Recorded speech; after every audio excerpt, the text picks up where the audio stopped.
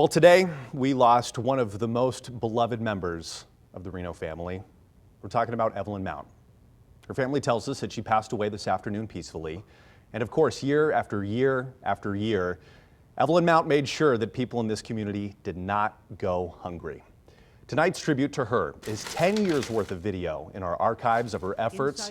As we look back on her legacy, Ryan Canaday also has a look at past interviews from volunteers, strangers, and Mount herself. Take a look. Inside this garage at 2530 Cannon Street in Reno, one woman changed the lives of tens of thousands of people for more than 4 decades. She borders on sainthood. She's an amazing woman, and she has done so much for the city of Reno, and we are all indebted to her. Evelyn Mount began her charitable work in Reno in 1979, but her life of giving begins much earlier than that. Growing up as a little girl in the country on the farm, I was raised this way. They was always helping the neighbors before we would even have them eat. Before we could eat ourselves, we had to take the food to them. So she did.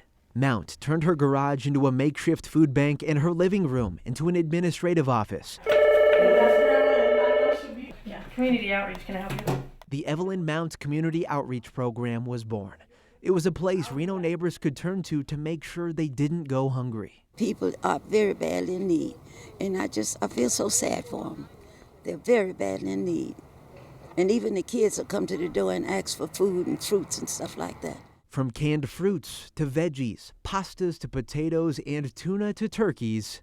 I'm begging people to please bring the turkeys and turkey parts in to put in the food bags for the people.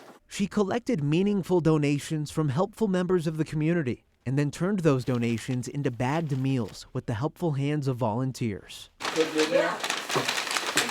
People don't have anything for the holidays, and we have to give it to them when we have it, so that go for Christmas and Thanksgiving and all.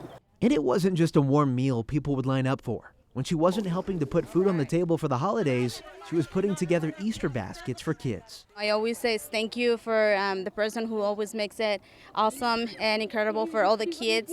They get so excited and very happy, of course. You see how happy they are? They're just so happy, and the kids are excited because they can come in and they can get their basket. And it was that happiness that brought her happiness for so long. The people of Reno and Spark and the surrounding area has really been wonderful to me, and I just thank God for them.